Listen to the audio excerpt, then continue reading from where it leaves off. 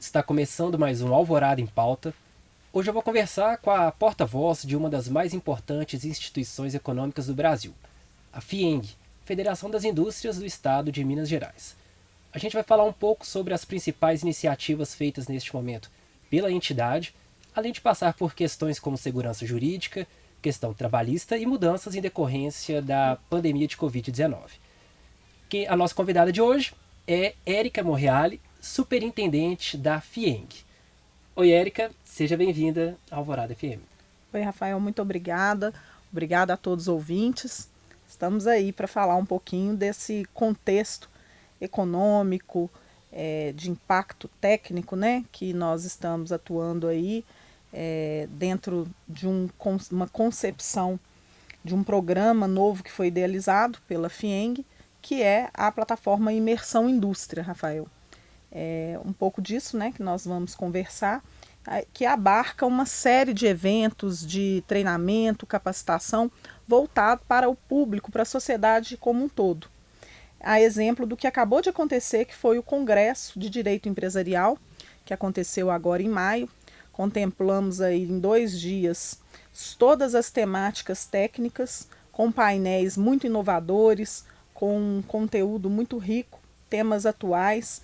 E tivemos aí o prestígio de contar com palestrantes de renome, do meio acadêmico ou diversas autoridades.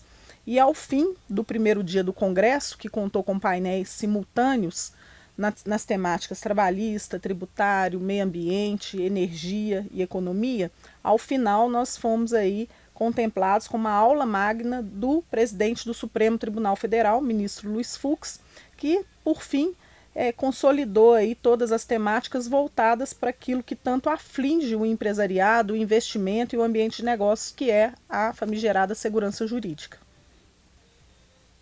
Entrando um pouco nessa questão do programa Imersão Indústria, que foi recentemente lançado pela FIENG, o que foi basicamente os tópicos citados na aula magna do ministro Luiz Fux, abordando a questão da segurança jurídica no setor industrial?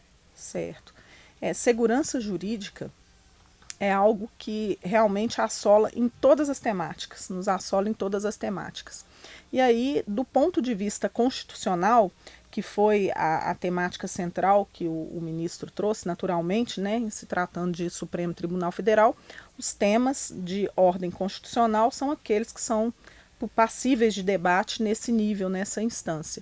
Então, de modo bastante eclético, ele trouxe uma visão multifacetada assim, sobre todas as temáticas, aprofundando sobre essa lógica das matérias mais diversas que a gente não imagina o porquê se chega ao Supremo, considerando que a nossa Constituição de 1988 é uma Constituição muito abrangente. Então, diferente de outros países, onde a gente tem ali as temáticas mais principiológicas, algo mais voltado para um interesse muito geral, são temas muito específicos, né, que estão previstos na Constituição Federal, fazendo com que milhares, centenas de milhares de processos possam chegar à análise do Supremo Tribunal Federal. Então, quando a gente observa alguns temas que chegam lá e ficam, poxa, mas isso é de competência do Supremo, é em razão disso. Então, o Supremo Tribunal Federal ele vai agir como um tribunal, como uma justiça de máxima instância, acionada pelas partes. Então, as partes fazem chegar aquela. Então, a litigiosidade no nosso país é algo muito sério. E a gente, até por uma crise de confiança geral que existe, que está instaurada no nosso meio, faz com que essas discussões, essas polarizações, né, essas brigas jurídicas e debates extensos fazem com que tantos temas cheguem ao Supremo e a coisa se torne até insustentável. Muitas vezes, né, a morosidade, a insegurança jurídica também que se instaura, tendo em vista as diversas interpretações que vão acontecendo ao longo desse trâmite de um processo ou de uma temática até chegar lá. Então, de modo bem simplificado, foram soluções trazidas. Por outro lado, ele trouxe também uma visão otimista e positiva da consolidação de jurisprudências mais avançadas que servem até de referência para outros países, até desenvolvidos. Então, por outro lado, ele trouxe esse contraponto.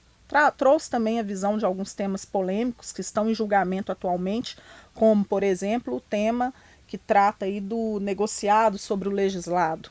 É um tema que está em pauta, que está em discussão, e julgamento previsto para hoje, foi o tema que mais houve adiamento nos seus julgamentos, então o ministro trouxe também uma visão geral acerca dessa temática aí, que veio com uma evolução natural por conta da reforma trabalhista em 2017, ou seja, prestigiar os acordos que são feitos, né? Os acordos, então, ainda mais em âmbito coletivo, nas suas respectivas representações. De forma que o conjunto de leis não interfira na realização de novos investimentos, né? Perfeito, é exatamente esse é o ponto, porque aonde não se tem segurança jurídica, é muito difícil, né, a gente poder afirmar que o investidor vem, que o ambiente de negócio é um naquele momento, que ele está fazendo um investimento e que vai estar sendo o mesmo depois de anos de operação, por exemplo. Quando a gente fala de uma empresa industrial, o impacto é muito grande no custo fixo instalado. Então, para um ambiente sem segurança jurídica, é muito difícil, né? Então, tivemos vários exemplos recentemente que assustam aí o capital a investir. Então, o ambiente de negócios, isso em todas as temáticas, seja no licenciamento ambiental, como a gente trata aqui no meio ambiente, a gente precisa de ter segurança jurídica, uma regra trabalhista que é aplicada, uma norma coletiva, fruto de um acordo ou de uma convenção coletiva, que é algo muito sólido em países de origem do capital, por exemplo. Chega aqui, o acordo é invalidado pela Justiça do Trabalho por uma interpretação subjetiva da Justiça. É algo que assusta também o investidor. Fica difícil até de ter uma explicação racional por que aquele fato aconteceu, porque o acordo, né, o contrato não foi observado. Então são essas temáticas aí que preocupam mesmo. Ainda sobre o Congresso de Direito Empresarial, queria entrar um pouquinho nessa questão trabalhista. Quais foram as grandes discussões que aconteceram no evento? Certo. Rafael, a primeira, né, que fomos contemplados aí com o nosso primeiro painel, inclusive com a participação da doutora Ana Luísa Fischer, juíza do trabalho aqui de Minas Gerais, que participou muito ativamente da construção, da redação da reforma trabalhista, um tema que surgiu lá, que foi o teletrabalho, tão utilizado ao longo da pandemia, né? Da noite para o dia, as pessoas se viram ali utilizando o teletrabalho, o instituto, idealizado em um outro contexto, em um outro momento. E acabou atraindo para as empresas que o utilizaram não da forma prevista, porque não foi isso que foi desenhado naquela ocasião.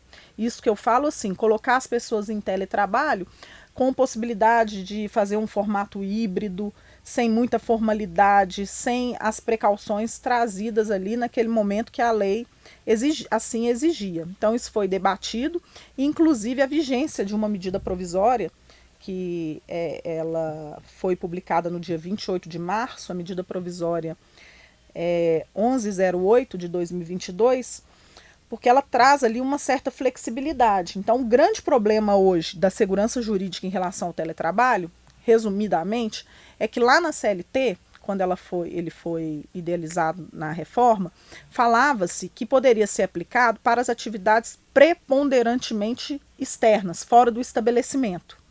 O que é preponderantemente? Vamos traduzir isso em miúdos aqui. Então, um trabalhador que trabalha de segunda a sexta, 5 dias úteis na semana, se ele faz teletrabalho 3, 4 ou 5 dias, ok, a legislação está contemplando. Agora, e as empresas que estão adotando muito por qualidade de vida hoje, não mais por conta do problema da pandemia, onde se exigiu preponderante? Então, está fazendo uma vez por semana, 2 vezes por semana. Inclusive, a gente teve uma empresa que participou do congresso que mostrou esse modelo híbrido, a Localiza. Nós tivemos lá o responsável, o executivo de RH, trazendo toda a política, como isso tem trazido assim, bem-estar para os empregados. Mas 2 vezes por semana, a legislação anterior não contempla, por conta do preponderante. A medida provisória solucionou isso. Mas nós sabemos que medida provisória precisa de passar por uma votação no Congresso Nacional, aprovação na Câmara, no Senado e ser revertida em lei. E isso ainda não aconteceu. Então, hoje, sobre a vigência da medida provisória, esse modelo híbrido de 1 ou 2 vezes por semana, ele está ok. Aí, novamente, esse cenário, esse contexto de insegurança jurídica que é preocupante. A Justiça do Trabalho já tem decidido essa matéria e, infelizmente, as empresas sendo surpreendidas aí com os passivos trabalhistas, em que pese ter feito isso para trazer um benefício, uma qualidade de vida para o seu empregado. Então, esse foi um ponto muito relevante discutido lá. Também falamos sobre a LGPD, a Lei Geral de Proteção de Dados. Nós tivemos aí uma especialista, a doutora Patrícia Peck, que é especialista em direito digital, propriedade intelectual, proteção de dados e cibersegurança, que trouxe muitas reflexões em que, pese a lei geral não tratar especificamente de matéria trabalhista, a gente precisa de fazer a leitura, a interpretação dentro dessa temática, dentro dos princípios da legislação trabalhista. E muito nos preocupa o que as empresas estão aí hoje trabalhando com os dados dos seus empregados e até com os dados mesmo que são divulgados de clientes dentro desse ambiente empresarial. Então, nós discutimos isso também bastante. Bom, para finalizar da temática trabalhista que você colocou, tem um tema que é extremamente relevante, extremamente preocupante, que trata de algo que custa caro para as empresas. É a contribuição ao risco do ambiente de trabalho, ao risco ambiental do trabalho. É denominado, os técnicos vão identificar mais, falando de ADRAT, que é um adicional que as empresas elas têm que arcar para fins de aposentadoria especial, quando há algum agente nocivo dentro do ambiente do trabalho. Muito comum em indústrias, né, em galpões, em fábricas, em outros setores também. O que acontece? O Supremo Tribunal Federal ele teve uma decisão que tratava sobre o elemento ruído. E a Receita Federal tem interpretado de forma, na nossa visão, e isso foi muito aclamado no nosso Congresso, de forma extremamente equivocada, a decisão do Supremo, e aí tem autuado as empresas a contribuírem com esse ADRAT, mas isso acumulativo para os últimos 5 anos. Então são autuações, dependendo do porte da empresa, da quantidade de empregados, de âmbito milionário. Então a gente precisa de ter ali uma reação em relação a isso. No caso específico, face à ilegalidade que sai em inconstitucionalidade, debatemos soluções de cunho jurídico, de pleitear aí a declaração de inconstitucionalidade desses adicionais, que chegam a 6%, 9% e até 12% desse impacto na folha de pagamento dessas empresas. Então, foi algo que discutimos e trouxemos ali soluções para quem participou. E, por fim, falar de mundo globalizado, né? A economia, as mudanças das relações cotidianas do trabalho têm acontecido de forma muito mais célere do que a legislação tem acompanhando. Então, também é algo aí que a gente discutiu, fizemos várias propostas e agora a FIENG, no seu papel de defesa de interesses, tem canalizado isso tudo para propor perante ao poder público a melhoria do ambiente nesse sentido. Então foi uma ótima oportunidade para a gente debater temas relevantes e propor essas melhorias aí, que é o papel fundamental da FIENG na defesa de interesses. Agora na sua fala você chegou a mencionar o teletrabalho, trabalho à distância, que foi uma das grandes mudanças em decorrência da pandemia de Covid-19. Além disso, de que forma a crise sanitária afetou o setor industrial?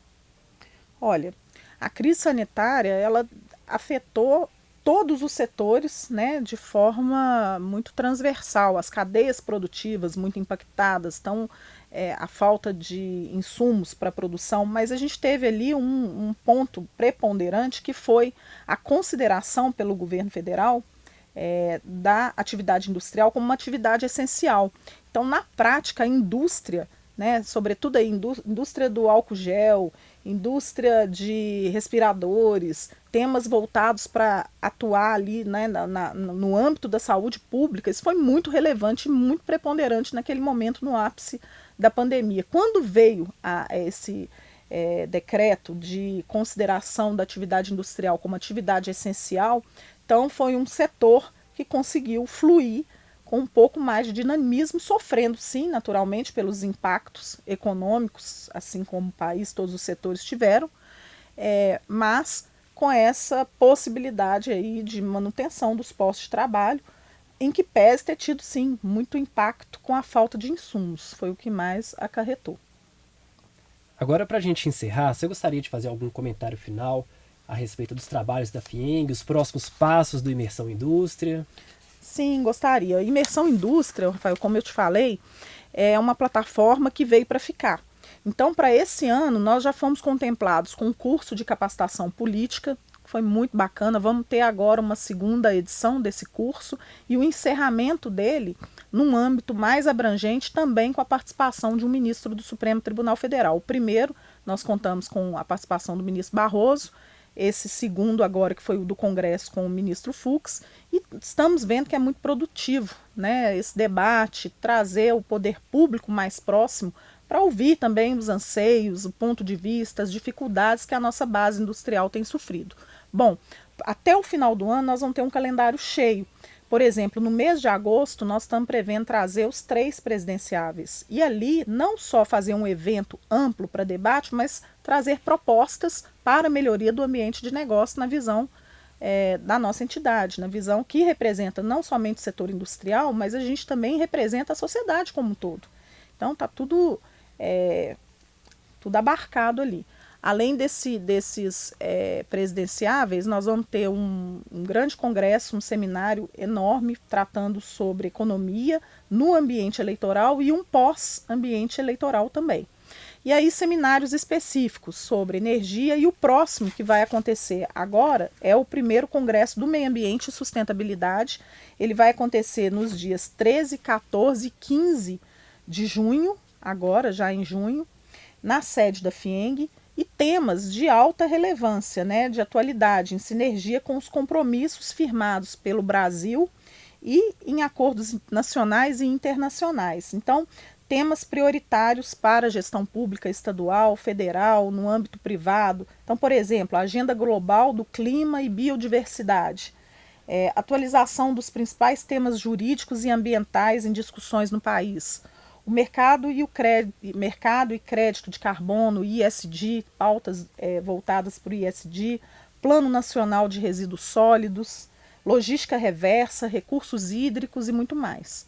Então, esse é o próximo evento contemplado dentro desse programa maior que é o Imersão Indústria. Tá certo. Muito obrigado pelos esclarecimentos. Essa foi a conversa que tive com a Érica Morreales, superintendente da FIENG. Obrigado pela companhia. Tchau. Obrigada.